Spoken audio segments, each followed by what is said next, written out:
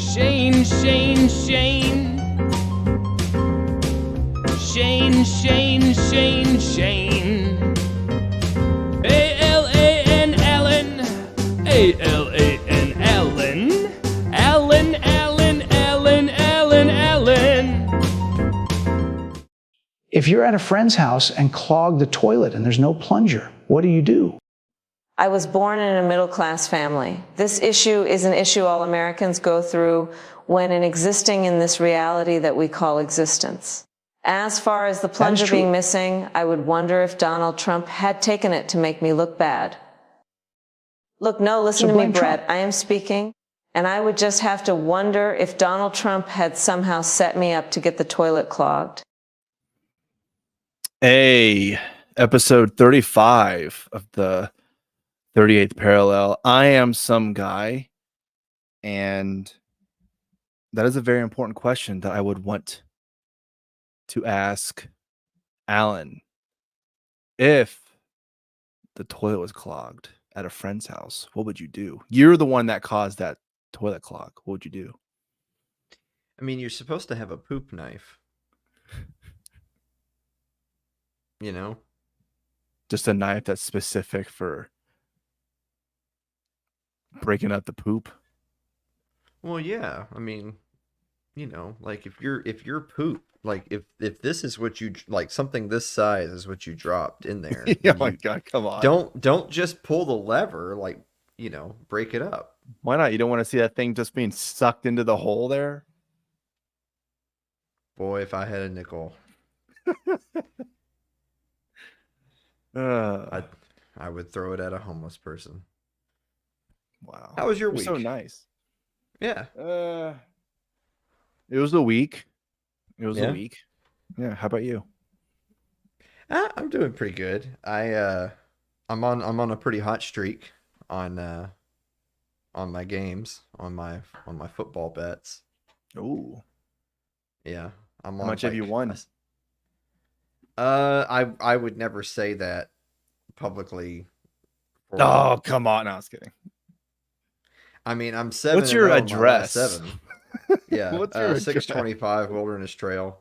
But oh, that's right. Yeah. Yeah. I mean, how else are people going to send me care packages, you know? What's the one bet? Okay, so this season, what's the bet where you bet it, you did not feel good about it, but it ended up hitting? I never bet if I don't feel good about it. Oh, that's come on. Crazy. Who would do you're just a degenerate gambler if you would do that. I'm just saying that you bet something and it was going to be like, oh, I'm going to win really good. If I get this, it's going to be a huge amount of money. Whatever a huge amount of money is, you know. Mm-hmm. Which one of those, when you hit that, you're like, oh shit, I actually won a good amount of money here. I mean, I'd have to actually pull up my dashboard and tell you of the bets that have hit, which one would be like maybe the one most out of left field, I guess, is one way of looking at it. I mean, I don't know, like, because the thing is that I generally only bet parlays because I'm going for like minimum risk, maximum reward. Like, I'm only going to bet $5 or $10 on a parlay, but I'm going to parlay like a dozen games, and if I lose, then whatever. It's like throwing away money on a scratch off. But if I win, I'm winning a lot. I did over the last couple of weeks bet on some individual games though, which I very rarely do, and I've done it like a lot in the last couple of weeks, and like I'm literally like 9-0 in those games. Wow. And if you're wondering to yourself, wait a minute, if you're like 9-0 betting on those games individually, then how come you haven't hit like a parlay of a bunch of games? And the answer is dude, when I bet parlays, I don't bet like, ooh, I really like these 5 games. No, dude, I'll put like 17 games in a parlay. Come on. Because I'm trying to win like 50 grand. Oh, that's true. Yeah. Yeah. Obviously I haven't. Yeah. And even if I did, I would not say that I did for reasons. But of my recent games. Let's see. I actually have a couple of live parlays right now for this week, ironically. Well, if you're betting the Niners and Chiefs, you might as well bet anything Chiefs because they're probably gonna win. I'm predicting they're gonna win. Yeah. I'm trying to figure out. Okay, never mind. So let's see. What was the last one that I was like, oh wow. I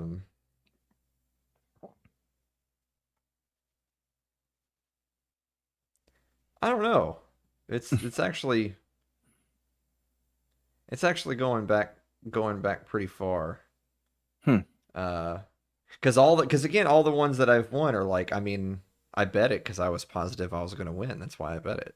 Yeah. Now I will say, early in the season, I had Kansas City -3 at Atlanta, and that was a game where Atlanta like kicked a field goal to make it 22-17, and then they had a drive at the end of the game to win. And so you're like, oh, come on. Like the one time I bet on Kansas City and they can't beat the Falcons, you know? But they did, so it was fine. More recently, like I will tell you a few of my, because I try to identify, because I write a column about this, and I try to tell people, like, I'm looking for the sure things. I'm telling you, don't gamble. You're a degenerate filth. But if you are going to gamble, you should be looking at the whole slate of games, and you're trying to identify, if you were ranking games on a scale of 1 to 10, 10 being you are positive what the outcome's going to be, and 1 is it's a coin toss. You have no idea. Like even a 5 is you think you know who's going to win, but you're unsure. But like a 10 is you know what's going to happen. You're looking for the 10s. If you're going to bet on an individual game and you're going to bet serious money, do not bet on the game unless it's a 10. You know what's going to happen. I'll give you a perfect example. I had Detroit -3.5 at Dallas. Now, a couple things to think of. Detroit was only a 3.5 point favorite. Dallas had already been blown out by the Saints, already been blown out by the Ravens. They beat the Giants by 5. The Giants are terrible. They beat it by 5. A 5-point win on the Giants.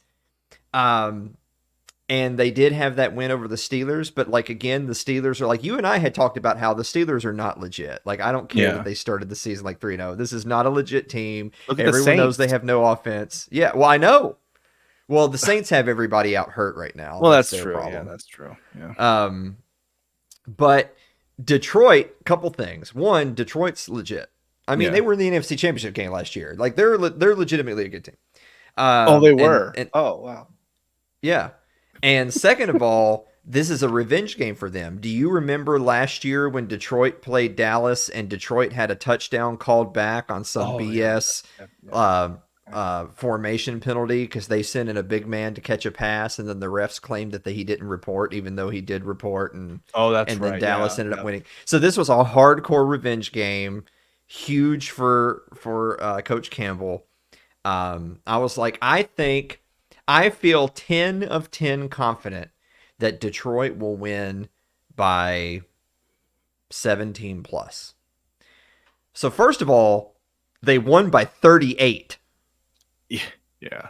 But they were only 3.5 point favorites. So to me, I was like, bet the house on Detroit -3.5. And I was right.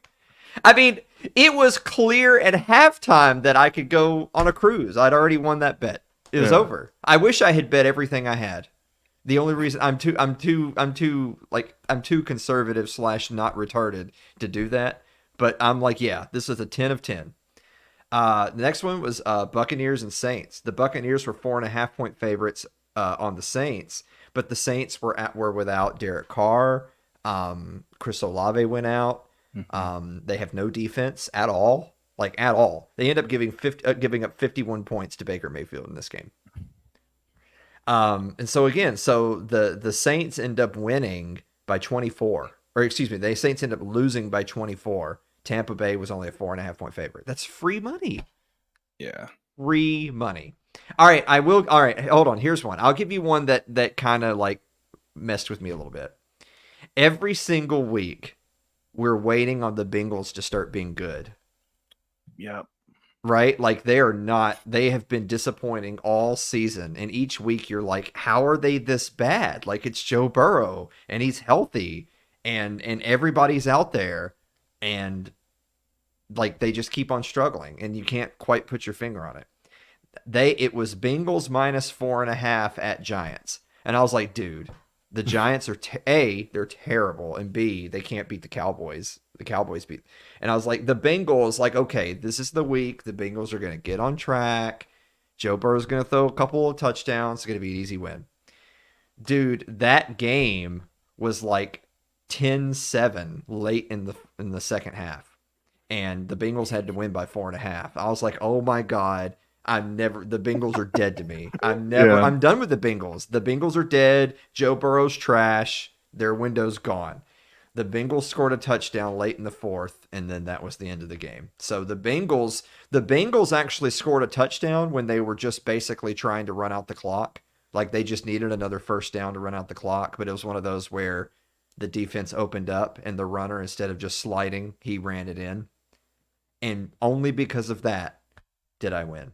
So there you go. That's an example of, on paper, I was like, well, yeah, the Bengals should win. But late in the fourth quarter, I'm like, dude, they're going to win by 3, but it was 4.5 points. So I'm going to lose my bet because the stupid Bengals have no offense. And then they scored at the end of the game. The most recent one was, so I had Broncos minus 1.5 over Saints last night. Oof. Look, the Broncos are not good. Yeah. Bo Nix. They're such a weird is trash. Team. They're such a Bo weird Nix team. Bo Nix is trash. In their very first drive of the game, they had a wide open wide receiver like 15 yards downfield on the left hash, and they also had a wide open receiver like 40 yards downfield, just in the end zone, just doing this, just waving in the end zone. Bo Nix throws the ball in between both of them into the dirt. And I'm like, dude, Bo Nix is trash. And yet, they still won 33-10 because the Saints are dead. Like, they literally have no one. It's their practice squad on the field. Yeah. The Saints. So I will, like, legit look at who the Saints are playing next. If Derek Carr is still out, dude, pound whoever are playing the Saints. If it's only like the Broncos were only a 1.5-point favorite against a Saints team that had just given up 51 points the previous weekend. And then they gave up 33 points to the Broncos. So yeah, that was free money. So those are the kinds of games I bet on. It's not that many games. Like I literally only listed you like 4 or 5 games over the last few weeks. I don't bet a lot because if it's not a 10 of 10, no thanks. Except for parlays. I totally do parlays because I'm just trying to. I have a 17 pick parlay right now and a 12 pick parlay. Every single game has to hit. Yeah. Jeez. And a 5 pick parlay. I've got that too. Yeah. It's kind of wild out here. But anyway, I actually had a group on Discord last night who were wanting me to walk them through, like, you know, if you had a gun to your head and you had to pick like 5 or 6 games this week, what would you pick? And I told them, okay, these are the games I would pick if I had to pick them, and here's my reasons why. So, you know, it is what it is. We'll see. But if I do hit it big, like if I hit like a double digit pick parlay, and win like 5-digit dollars, then I'll probably tell you, but I won't tell, the public. Yeah. It's DraftKings, so I'd still have to pay taxes on it. Like back in the old days, you just gambled on Bovada in China and you just didn't report it to your taxes. I mean, I never did that, but I've heard that people did that. I never did that personally, but I've heard it. Isn't it DraftKings? I don't know if it's just DraftKings, but I think you have to, if you make more than $600, then you have to file their that's taxes everybody on it. Oh, that's No, everybody. that's everybody. Okay. Well, you have to file taxes on any winnings that you have, but if it's $600 or more, it will be reported to the government by every platform. If you get paid $600 or more on Twitch, it's getting reported. I mean, so yeah, I mean, there's no point in Gay. Yeah. Oh yeah, it's super gay. Oh man. Now, granted, of course, the funny thing is, it's just like in the stock market, because you know how they were talking about taxing unrealized gains earlier this year and stuff. It's like, so they will tax you for anything you make, but you don't get to report as a loss anything you lose. That's not how it works. You get to lose the money, but you also get to pay taxes if you win. Wow. So you just gotta. I should declare myself that my job is to be a full-time gambler, and I should report my losses and see what happens. I mean, you could try that if you want. I mean, I could try it. They'll just put me in prison, but I could try it. Yeah. Wait, what? Hold on a second. Let me see if that's true.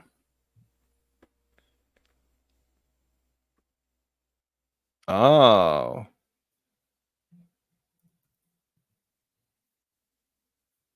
Former NFL quarterback Jay Cutler arrested on charges of DUI. Damn. Yeah, DUI and weapons charges, dude. He's living it up. Man. God, see, that's how you'll know that I hit it big. If my parlays hit and I'm like overnight a millionaire, you'll know because you'll see Alan Mosley arrested in DUI and weapons charges. That's how you'll know. It's literally going to be the exact same headline, just switch Jay Cutler's name with yours. Yeah. Dude, alcoholics don't walk in my family. They drive. Wow. That's deep. Yeah. Yeah. You know that meme of like, I won't tell people if I win the lottery, but there'll be signs. Yeah. My signs are going to be, I'm going to try to become an international criminal. It's going to be dope. Man. You're just going to live on the edge, literally. Yeah. Well, they say it takes money to make money. So. That is true. Yeah, going back to the football thing, because you were talking about the Broncos, and I was going to say that, like, they're a weird team because, yeah, like, Bo Nix, he'll make a few plays, but the other times you're just thinking, oh, that's clearly someone who doesn't know what the fuck they're doing, right? And then another team like, okay, so the Cowboys, right? It's supposed to be their year, right? It's going to be their year. Like, the Cowboys are going to be the Super Bowl, right? Like, I'm pretty sure that's going to happen, right? The Cowboys? Yeah. Well, when you've got the highest paid quarterback in the history of the NFL, it's a lock. It's a lock. That Jerry Jones, man, he knows what he's doing, huh? He knows what he's doing.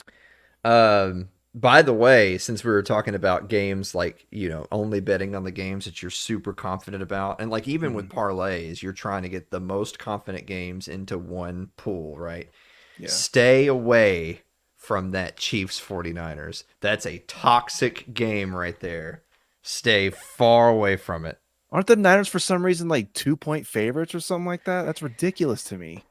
I guess they were something like that. Yeah. I mean, dude, the Chiefs are gonna win. So, like, sorry, bro, but like, it is what it is. But if I were going to bet on that game, I would take the Chiefs because like to your point, it's like, wait a minute, like right now they have the Chiefs at 1.5 point plus 1.5. It's like, wait a minute, I get the Chiefs and points. Yeah, exactly. Crazy. And like that's because what that is market bias. That is because people enough people are betting on the 49ers that they're trying to put action on the Chiefs, because a lot of casual bettors still in their minds, they see the 49ers as like the NFC pole position team. Like the 49ers are the class of the NFC. They're playing at home. They're hosting the Chiefs in an afternoon game. So they're going to be at an advantage. I'm like, dude, the 49ers are 2 games back in their own division. Like, they already lost to the Cardinals and the Rams. So 2 games really? they should have won. They should have won those games. The Cardinals and the Rams. Yeah. And they're number 1 right now in their division, but yeah, they're what? No, they're 1-2 because they just beat the Seahawks in their own division. But they're 3-3. They're number 1 right now in their own division, which doesn't make any sense because they have a losing record in their own division. So basically, they need to win against the Chiefs. They want to continue with that number 1 spot, but I don't know. The thing is, the 49ers are in a tough spot because they're 3-3. They need the win. They need the win in terms of overall record, because you've got like the Lions are crushing it, albeit for some weird reason they lost to the Bucks, so they have 1 loss. The Vikings are still undefeated, and the Lions and Vikings play this weekend. Green Bay's also decent. There are the aforementioned Bucks for some weird reason.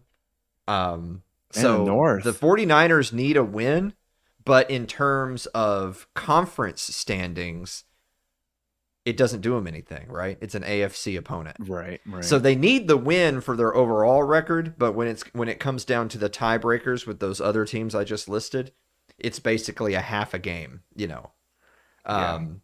So it wouldn't be the end of the world. Like them, of course, they lost to the Vikings. So now not only are the Vikings undefeated, but their Vikings would have the tiebreaker. So that sucks. Thank God they won last week against the Seahawks. If they had lost to the Seahawks, it's just better luck next year. I know, Super Bowl hangover. They'd be 0-3 in the NFC West. I know, that sucks. Yeah, so that can't happen. Like, they cannot go round robin and be 0-3 with 3 games remaining. And they're the worst division right now. Yeah, dude, that's what crazy. happened? Yeah, I don't know. I don't know. Yeah, it's the worst division, and they're like in last place. It's literally 1 team will probably come out of that division. In the North, it's like everybody has a winning record. Anybody can still win that division. It's crazy. Yeah. So with that said, they'll get a free win against the Cowboys. All right, so next week, depending on what happens this week with the Chiefs, that will inform us what to do next week. If the Chiefs game is like, let's say it's a close loss, so people's short-term memory is, oh, the 49ers dropped them down a peg, they will murder the Cowboys because the Cowboys have no defense and Dak's going to throw 4 picks. Like, that game's over. So if the 49ers are anything less than like a touchdown favorite, like if they're -6 or less, dude, put everything you own on the 49ers. The Cowboys are, like, you don't understand, the Cowboys have quit. Like, they have quit written all over them. Same thing as the Saints. Now, granted, the Saints have a ton of injuries, but because of that, you could watch that game last night. The fact that the Broncos were just gashing them in the run game, play after play after play, with Bo freaking Nix, tells they've quit. Their team has quit. They've phoned it in either until they're healthy or until the season's over. So bet on their opponent every week. So take the 49ers next week over the Cowboys. Then they play at Tampa Bay.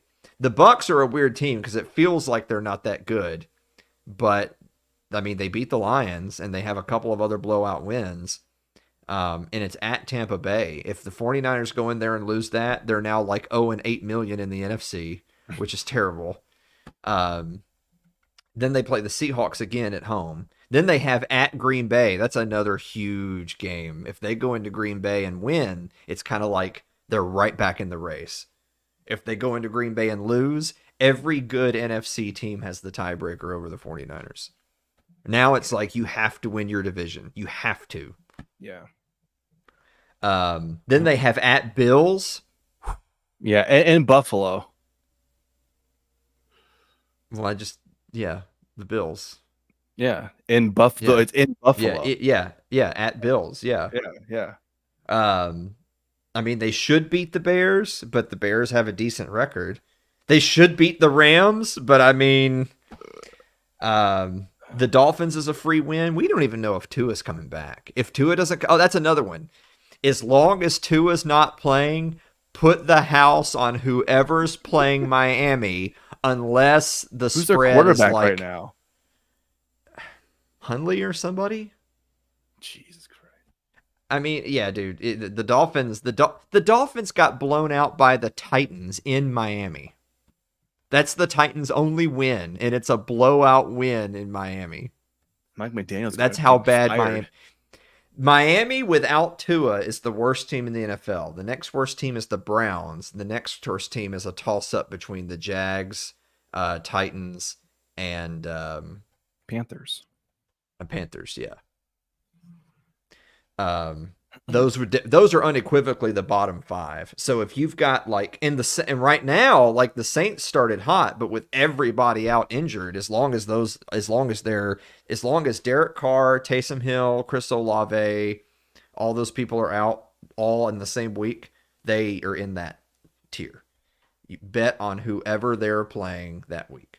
Whoever the Dolphins are playing next week, bet on them. Until Tua comes back, bet on the other team. Unless the spread is like mid-teens or up. If the spread is like a touchdown or less, dude, yes. All the way. All the way. So yeah, man, like it's out there. The opportunities are out there. It's a tough schedule for them. It is a tough. The biggest thing that helps the 49ers is it's a long season and they have plenty of games. They have all the divisional games left against the teams they've lost to, so they can split. If they split and then beat the Seahawks again, boom, there you go. You win the division. No problem.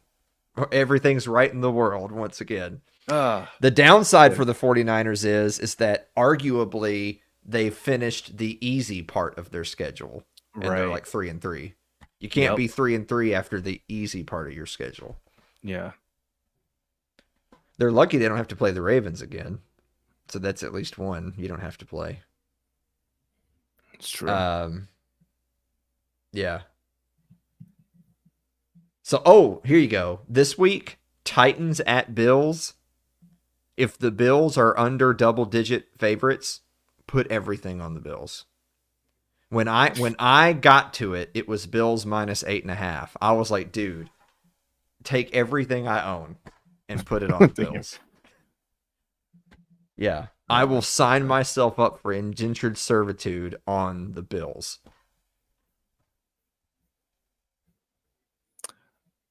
Let's see. So yeah, Chiefs, Cowboys, and then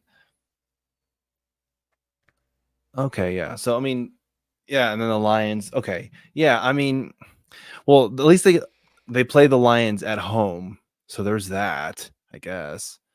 But yeah, there's that tough stretch at Lambeau, at Buffalo. Oof.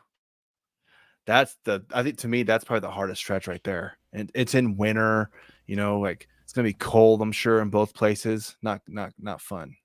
It's not gonna be a good time. The thing that really helps the 49ers right now, like if the season ended today, they would be the number 4 seed because they would win the NFC West based on the fact that they have the tiebreaker over Seattle. And those other two teams, like the only team they've beaten is the 49ers. They lost all their other games. The Rams, yeah. So that since the 49ers have better records than those teams and they beat Seattle, the 49ers are currently leading the NFC West. So they would be the 4 seed.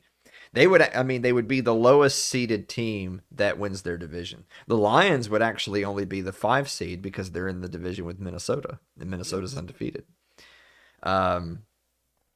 As it stands right this second, it would be Minnesota, Atlanta, Commanders, 49ers are your division teams.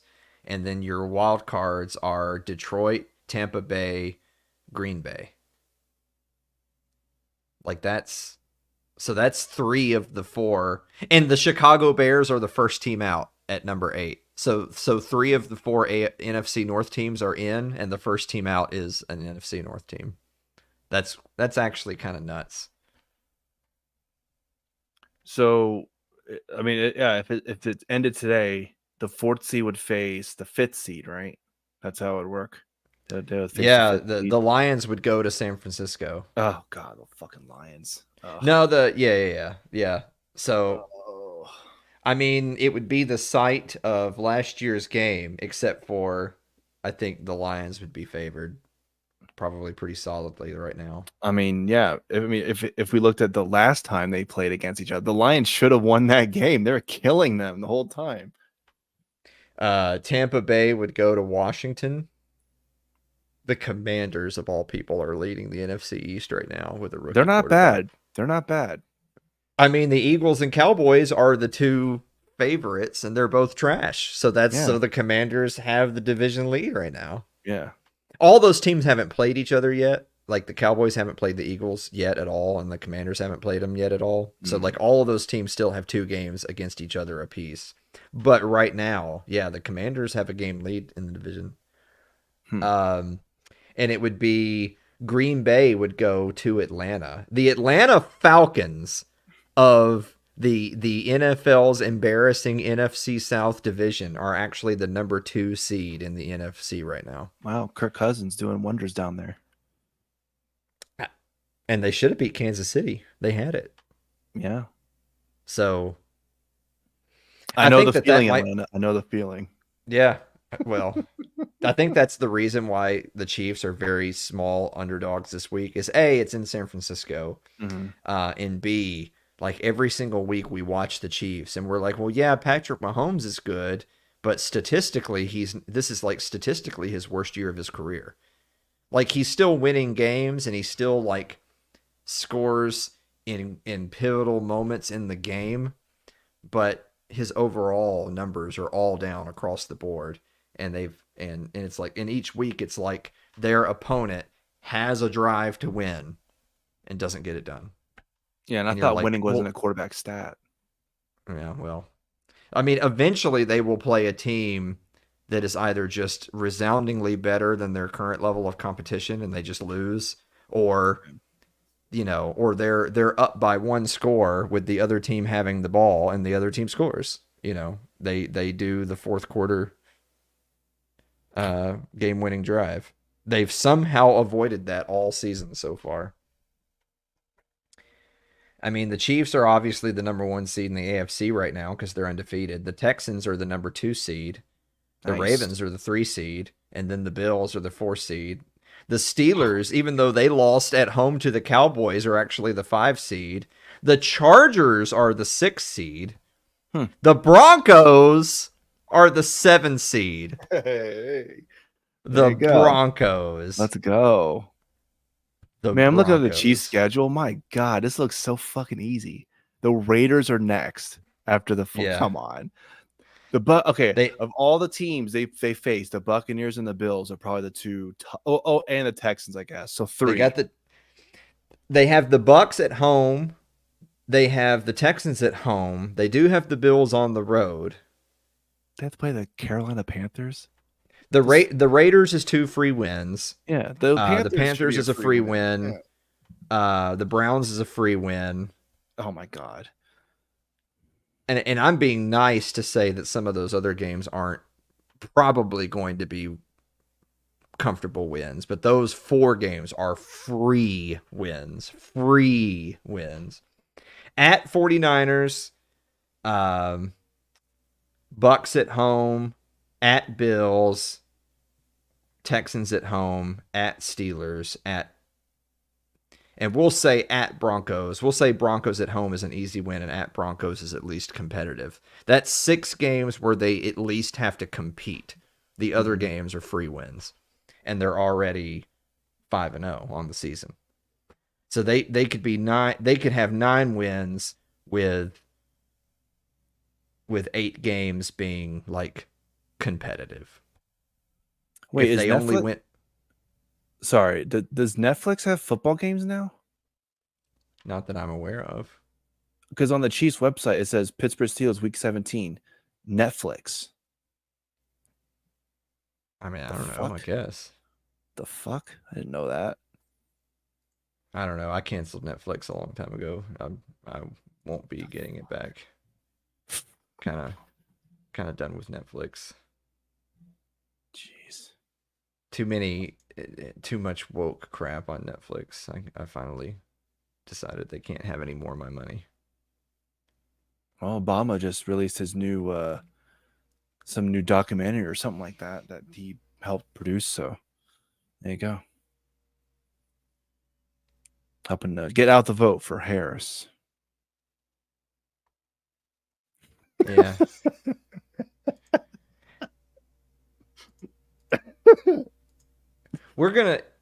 What's funny is that it's one of those things where it's you already know this, but sometimes it's good to just take a step back and look at just how slanted something is. So like we all know that the entire establishment and all the media and big tech, Silicon Valley, Hollywood, all the creative arts, all the celebrity class, all of academia, we already know all of those people are all pro-Democrat, pro-Kamala. We already know that.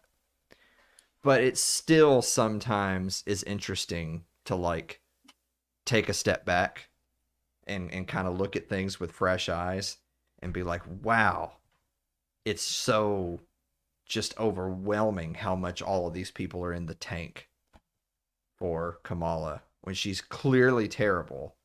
You can think Trump's terrible too. That's fine. Mm-hmm. I'm not saying he isn't. I'm just saying it's obvious that Kamala is terrible. But then you just see all this, every single inch of the establishment all being pro Kamala. And it's like, really? Like, it's that alone should set off like red flags, right? Like, isn't that weird to you that I guess like you grow up, your cartoon, you know, your cartoon MSNBC version of the way politics works is that half the people are this way and half the people are this way, and the candidates go up there and they do their best to lay out their positions, and then they have to convince a majority to support them, and then they get 4 years or more to pursue their policies and to see if they turn out to be the best fit for America. None of that is true. Nothing I just said is correct. None of that is true. That is a cartoon version of the way that politics works. The reality of it is that all of the most like evil child raping monsters in the world are all in this one camp, all supporting these exact same positions, and you mostly just get to watch.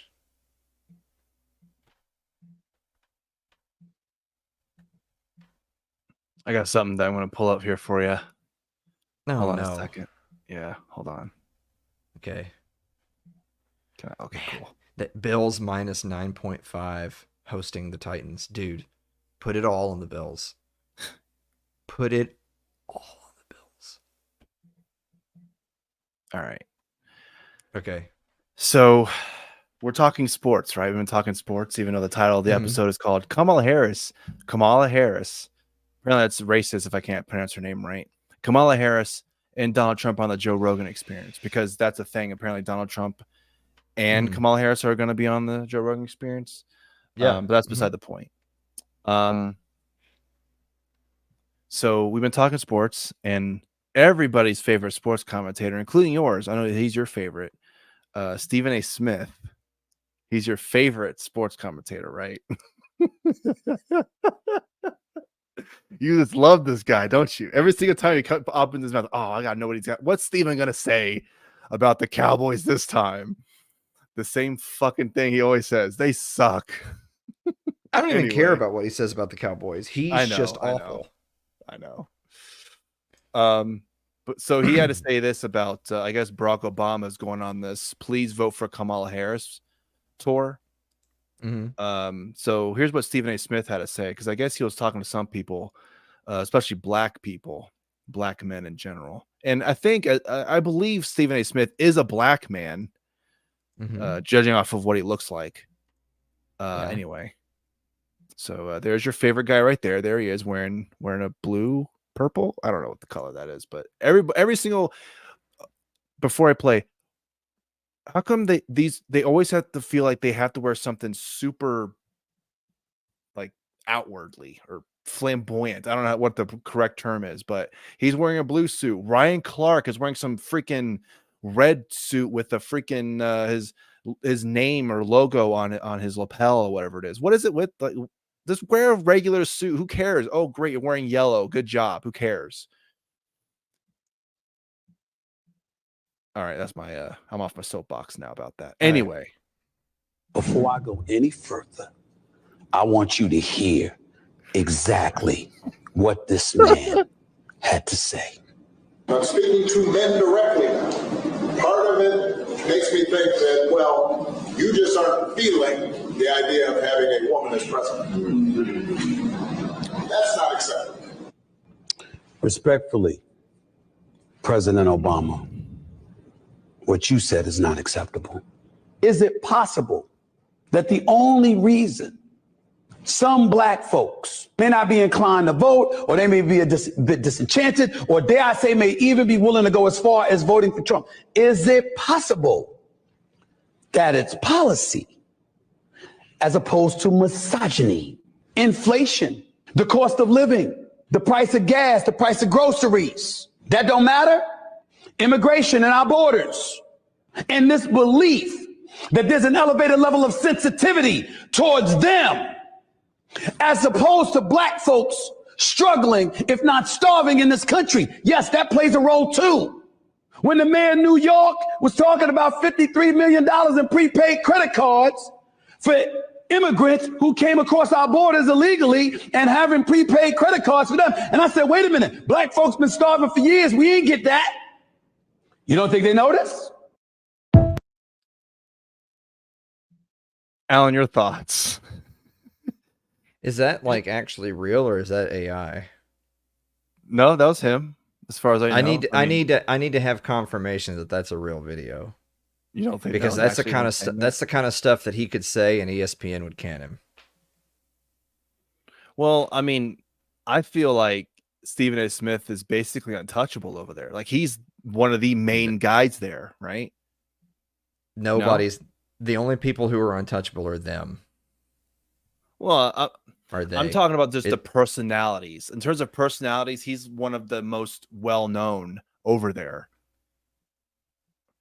Yeah, but that, like, I'm telling you, I want to verify that video is real, because that is the kind of thing that would be the beginning of the end of his career. My thoughts on President Obama's statements to black men on the Stephen A. Smith show.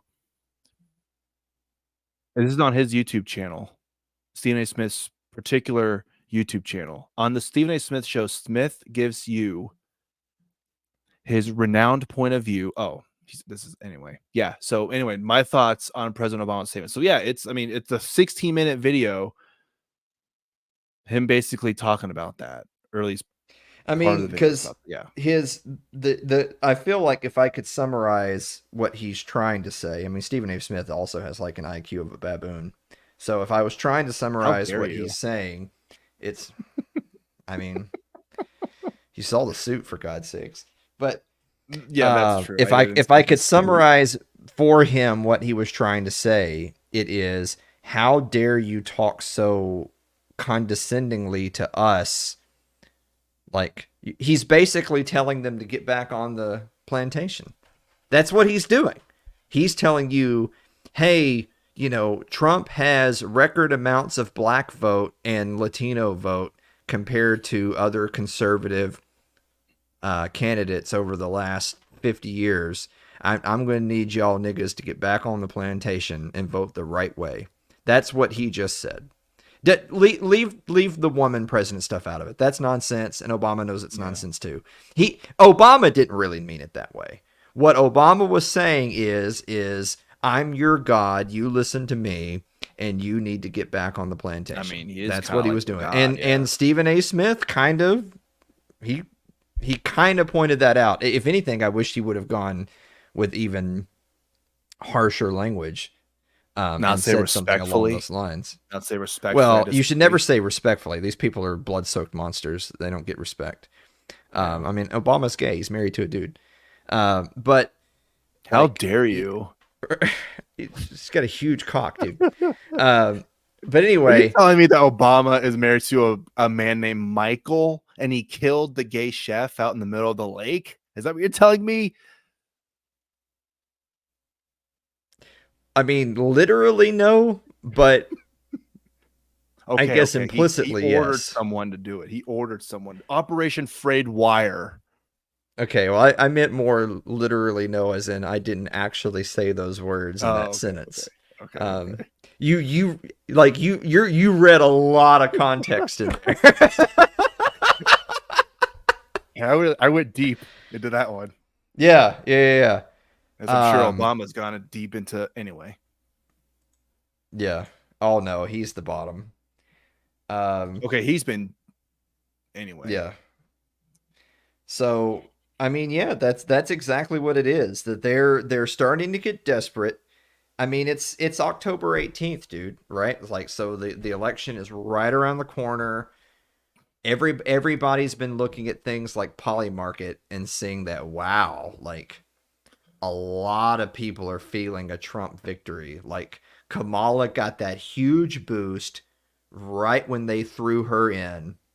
And then right after the Democratic convention, like remember Biden dropped out and then Kamala was just named the candidate and then she was just given the nomination at the convention without a single vote given to her.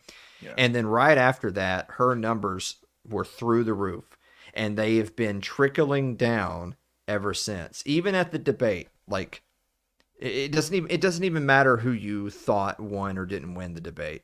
Her numbers have just been steadily on a decline ever since she was fraudulently named the candidate. And now we're getting to the point where Trump is actually doing his best campaigning of the season. And by that, I mean, he's making appearances. He's mostly just being funny and personable. And, you know, doing his little witticisms, like saying his little slogans and doing his little, his little dance that he does to, whatever song they play at all of his rallies. Like, he just keeps on making headlines for, look what Trump said about so-and-so. And look what Trump did at his latest rally. And every time he does that, like, he gets a little bit of a bump. And every single time Kamala opens her mouth in front of anyone who's not like just a complete sycophant, her numbers just keep steadily. The Kamala camp is now in between a rock and a hard place. Because on the one hand, it's like, we can't let this bitch talk anymore. We need to go full Biden 2020 and lock her in the fucking basement and not let her speak to anyone else, because every time she opens her mouth, we lose a half a point. But on the other hand, if you're behind in the polls, you have to go out and do something. You have to do something proactive. You can't just sit around and hope that your candidate makes a mistake when you're only like 2 weeks away from the election. You have to proactively do something to get a bump in the polls. So they're kind of stuck. On the one hand, they need to do something. They can't just be reactionary. On the other hand, like her Fox interview, which you had that funny little AI thing, but the real interview, dude, you can't make up an interview funnier than her real one. It was bad. And the few people that are trying to defend her are like, well, it's just because it was Fox News and the interviewer was aggressive. It's like, that's every interview Trump ever does. Yeah. That's every debate Trump ever does. Trump is ganged up on every appearance he makes and every debate he goes to. Kamala gets a little bit of aggressive pushback from one partisan journalist, and she just wilts. Yeah, Really? didn't Brett Baer at one point go like, "What do you mean by that?" And she just kept going on and on and on, and it's just and Brett Baer's a faggot. Like Brett Baer is nothing. yeah, he's just some guy. He's just some Because guy. that's the funny thing. Like that's the funny thing about bringing Obama into it is that they only want Kamala. Kamala's just a puppet. They just need her to win so that Obama can keep being president for 4 more years. He's really one running the country, and he'll just keep running the country if Kamala wins. But he can't do it himself. They need the puppet to win so that he can run things behind the scenes. But could you imagine Barack Obama being that like beaten down by Brett Baer? No. Barack Obama would have handled that situation. Like he is not so easily beaten. But Kamala cannot handle it. She's not that level. Whereas, and again for Trump can say, "Well, look, I made the appearances. I had the debates. I've been ganged up on by everybody. So now I'm just going to go on my comedy tour and tell jokes and have a good time." Because why would he do anything different? He's going up in the polls. So why would he do anything? It's the ball is in Kamala's court to do. Her campaign must do something proactive to change the trajectory of the race, and they must do it very soon because they basically have 2 weeks. But they're going to have to get creative because every time they stage something, it doesn't work. People know it's staged. Every time they just get some random celebrity to make a video with her, it's cringe. Nobody likes it. So my God. So they really need her to have a candid, like one-on-one, the way she did with Fox, but she needs to nail it. The problem is she can't nail it. She's an idiot. Kamala's retarded. She's the one getting nailed. Yeah, well, that's how she got here in the first place. So, in all the ways that it looked like Trump was guaranteed to win after the assassination, the first assassination attempt, because he got that huge bump in the polls. Yeah. Then Kamala, but of course he was still up against Biden. Then Kamala gets the huge bump in the polls because the entire establishment's backing her for this illegitimate convention. And it looked like, well, now she can't lose. And now, just like that, you fast forward another 60 days, and boom, now it's Trump back on top because Kamala has wilted each week. It's just a little bit sliding further back. So I'm not going to sit here and tell you I know for certain what's going to happen, but people keep on waiting for that October surprise. It's a common little political cliche. You're waiting for the October surprise, like, well, what's going to happen in the next week or two that you and I couldn't predict right this second, that is going to change the trajectory of the race? Well, obviously we don't know, but the Harris campaign must proactively make something happen, whereas I'm pretty sure the Trump campaign is content to just keep having rallies, keep telling jokes, and just coast. So I don't know. I mean, he just did the I can't remember what it was called, but that Al Smith dinner or whatever it was. He was cracking jokes, making fun of people and stuff, and everyone was just taking it in. Oh man, this is Donald Trump. He's so funny. Jim Gaffigan, who, as far as like, he was on the Joe Rogan Experience, basically talking about. I mean, he was not a Trump fan at all. I'm sure even him at the dinner, he's not like, oh yeah, I love Trump. He's the greatest guy ever. But he's there cracking jokes about Joe Biden, Kamala Harris not being there. And when you said making skits or whatever it was, that Kamala Harris video where fucking Molly Shannon comes out as her, whatever the fuck her whatever that name of her character was from SNL, that Catholic schoolgirl lady. And I had douche chills watching that. I was like, oh God, this is so bad. This is so bad. Oh my God. And okay, so also you're talking about Kamala Harris kind of just shriveling under the pressure when she was being interviewed by Brett Baer. Mm-hmm. If she does, okay, look, Kamala, we have like 2 weeks left. Go on the Joe Rogan Experience. If she went on Joe Rogan's show, how the fuck is she going to handle that for however long she's going to be on there? 1.5 hours, 2? I'll believe that when I see it. By the way, like, you know, either one of them. I'll believe either one of them actually goes on there when I see it. If they both do, then whatever, that's fine. If both candidates go on Joe Rogan and they both get the same amount of time to do whatever, that's fine, you know. Now, I will say that, I mean, I think Kamala will do better on Rogan than she did with Brett Baer and Fox News, because Joe Rogan is not an attack dog. Joe Rogan's a stoner meathead that hosts a podcast. Can you imagine? Hey, you want to do some weed? Come on, yeah, sure. No, have you ever tried DMT? Yeah.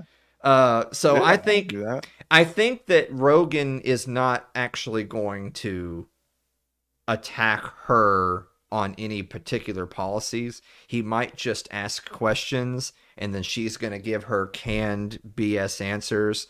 And then he may, at the absolute most, reply with, well, but you say this, but this is how things are. And then that's her opportunity. That's not an attack. That's her opportunity to say, well, Joe, you had this concern. Let me put that to rest with this. Mm-hmm. That's okay. Like, that's the thing, is that you have to look at that as that's not an aggressive interview. That's an opportunity. And vice versa with Trump. If someone like Trump goes on Joe Rogan, I think it's more likely that Trump's going to try to make it like buddy, and vice versa. Rogan's more likely to make it buddy. But that's like a silver lining thing. If it's just the buddy power hour with Trump and Rogan because they've been hanging out at the UFC and whatever, you know, that doesn't really do anything for Trump. Like, that's just kind of more of the same. And the people who are like in that area socially are already voting that way. It doesn't really move the needle. But if Kamala goes on Rogan and you feel like these are kind of like two different worlds colliding, and Kamala actually does a good job of stating her policies explicitly, of defending her / Biden's record, or maybe she doesn't even have to, because maybe Rogan doesn't ask any pointed questions. I don't know. It's more that she's able to get through like 90 minutes without the nervous laugh, without the dismissive, you know, I'm speaking now kind of stuff. If she were able to do it and it just came off as pleasant, then that would be a bigger bump for her than it would be for Trump doing more of the same. It's not that Trump did anything wrong. It's what you would expect. Whereas you would expect Kamala to not do as well. If she then does well, that's just an opportunity. At this point, you got like 2 weeks. You're looking for easy layups. I mean, shit. But like I said, I'll believe that. I'll believe that when I see it. So, you know, whatever. Like I said, at this point, as it pertains to Kamala, like I said, they're between a rock and a hard place. On the one hand, she's got to go out there and put on a better performance. On the other hand, she's struggling to put on a good performance. So, you know, it's like, well, this is why I'm betting against the Saints as long as Derek Carr is out. It's like, I don't care. I don't care. I don't care what the circumstances are. They still have to send Spencer Rattler out there. So, man, what difference does it make? Wow. Yeah, I don't know. I would just say as like a last ditch, look, just go on there, just go on the show, see what happens. I mean, what do you got to lose? You know, it'd be funny. I'm stealing this from someone. I wish I remember who it was, but someone was like, "Hey, maybe Joe should secretly have them scheduled at the same time, and then lock the door and leave them in."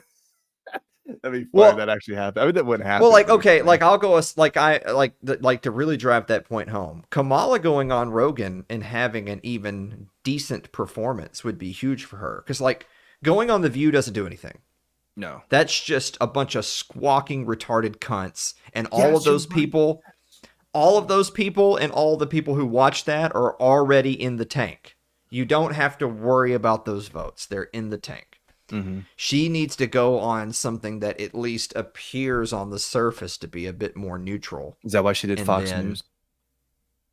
Well, I mean, she at least made one appearance on that network, like for a, because that's their thing, right? It's like they attack Trump, even probably not fairly, but they attack Trump for not being willing.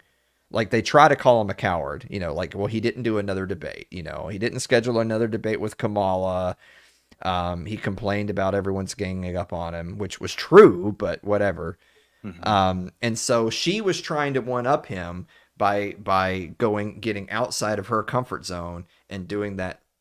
So again, imagine if the opposite were true. Imagine if Kamala had gone on Fox News and Brett Baier was just like a snarling fucking idiot and she just shut his ass down. Yeah. Then it would be like, whoa, you know, Kamala, she's coming out guns blazing, you know, her best performance yet just weeks before the election, you know. That would be the narrative this week. But it wasn't. So they need to line something else up to kind of wipe the slate and start over. But again, the funny thing is about just where we are politically is that the majority of people are decided. Right. There's not a lot to learn about the candidates at this point, and most people are not undecided voters.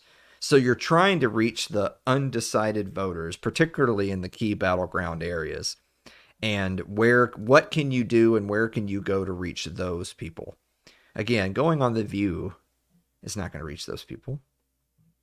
And same thing for like Trump. If Trump goes on, I mean, I think Trump going on Rogan may be fun and all that. He may say some funny things, but I don't think he's really reaching any new constituency. Yeah.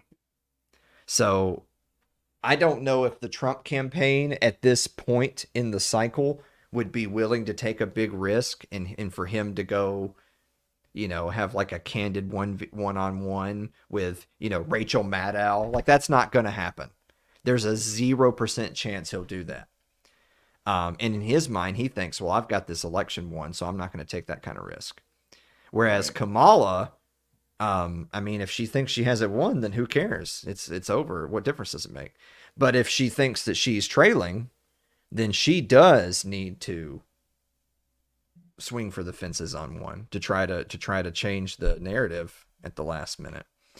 It may very well come down to who has the last best major public performance right before election night. Who knows? Again, it's not that I'm necessarily saying that this is like the closest. I'm not saying that this will necessarily be the closest election that ever was. It's more that you have this small group of undecideds and these huge amount of partisans that have already decided. And so it's coming down to just those undecideds that, I mean, I don't know, man. I'm not going to sit here and tell people who of those two to vote for, but it's hard for me.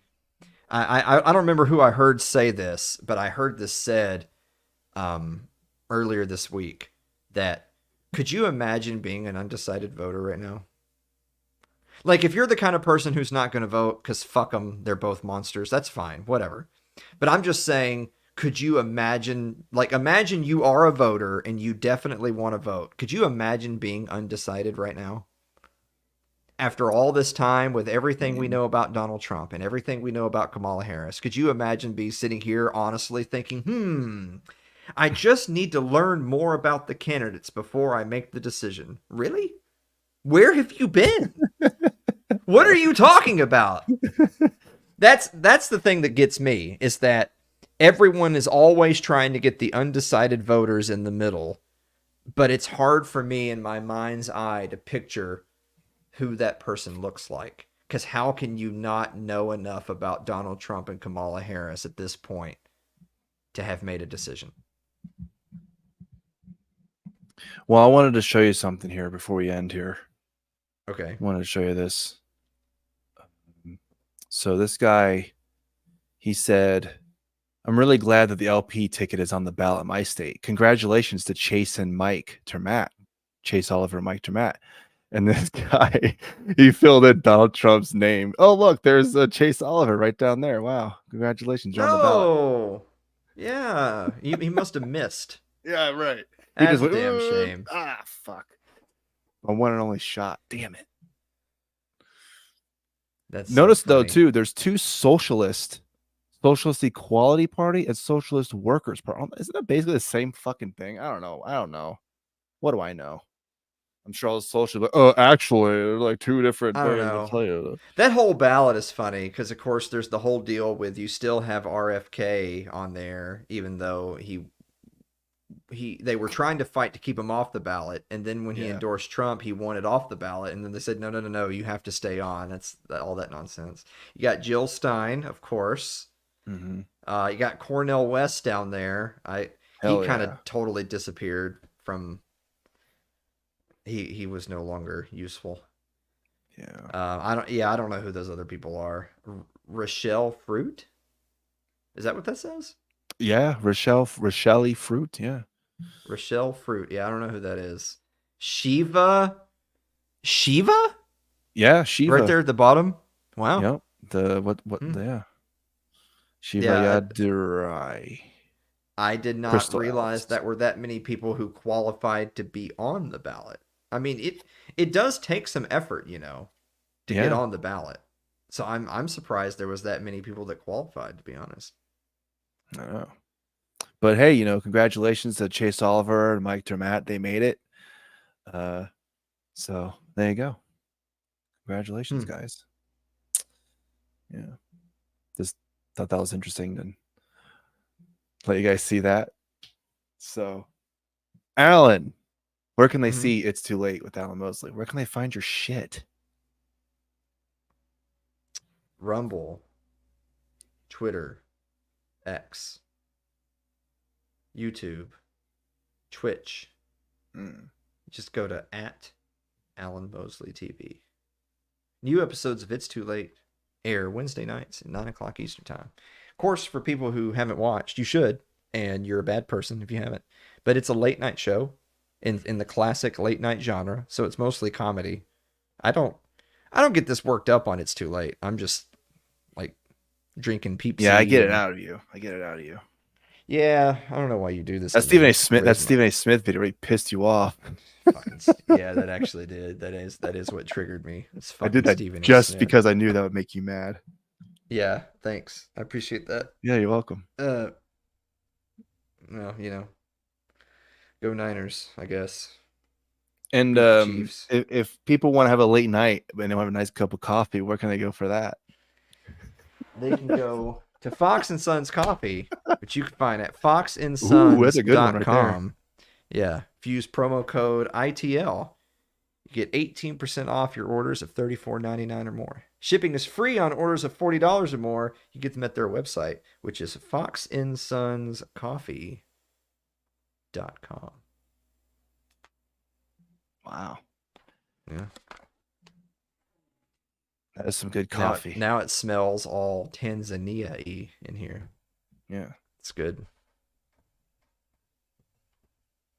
What about the hot sauce? No, I'm just kidding. Just keep going with your ads. What about your coffee, your hot sauce? Do you have some deodorant over there that you also sell? I do need some more sponsors. This is true. I mean, we're trying to do this huge membership drive and all that stuff. But I do need some more sponsors. Actually, I love the sponsors that I have. Like, I legitimately have awesome sponsors. Yeah. That are really cool people, small businesses, ideologically awesome. But yeah, I need some more because I need more commercials in the commercial breaks. Because right now I have a couple of commercials for a couple of sponsors, and the rest of the commercials are just like me. Just being like, hey, that guy that was on that segment, that's me, and I'll be on the next segment too. See you then. And that's the commercial. And it's like, well, that's not like, why did I even take a commercial break? I don't know either, to be honest. I don't know. So it's probably because that's what they do on TV, and we're emulating, like the Late Late Show. But I need more commercials so that the commercial breaks actually have a commercial in them.